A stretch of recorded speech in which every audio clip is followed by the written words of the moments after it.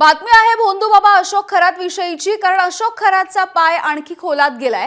खरातचाच CA ललित पोफळे याची भोंदूगिरीच्या विरोधात तक्रार दाखल करण्यात आली आहे। धार्मिक विधीच्या नावाखाली 8,76,00,000 रुपयांची फसवणूक झाल्याची स्वतः ललित पोफळे यांनी तक्रार केली आहे। एसआयटीने ललित पोफळे याची तक्रार नोंदवून घेतल्याची माहिती सूत्रांकडून येते आहे। अशोक खरातच्या विरोधात आणखी एक गुन्हा आता दाखल होण्याची शक्यता आहे। संस्थेवरती एक सीए असायला हवा म्हणून पोफळे याला शिवनिका संस्थेवरती विश्वस्त म्हणून घेतल्याची माहिती आहे।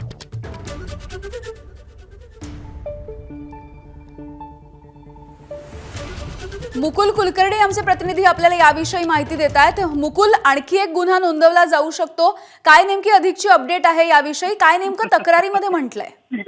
पुढील 2 ते 3 दिवसांमध्ये हा गुन्हा दाखल होण्याची दाट शक्यता आहे। ललित पोफळे हा कथित सीए होता आणि त्याने देखील आता अशोक खरात याच्या विरोधामध्ये तक्रार दिलेली आहे।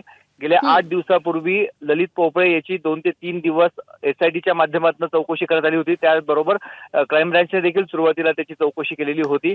त्यानंतर आता त्याने ही तक्रार दाखल केलेली आहे।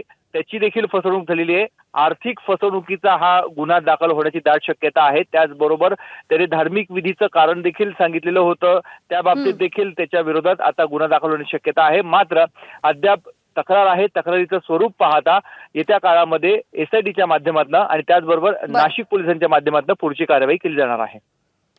अगदी मुकुल, धन्यवाद सविस्तर माहितीसाठी। एबीपी माझा, उघडा डोळे बघा नीट।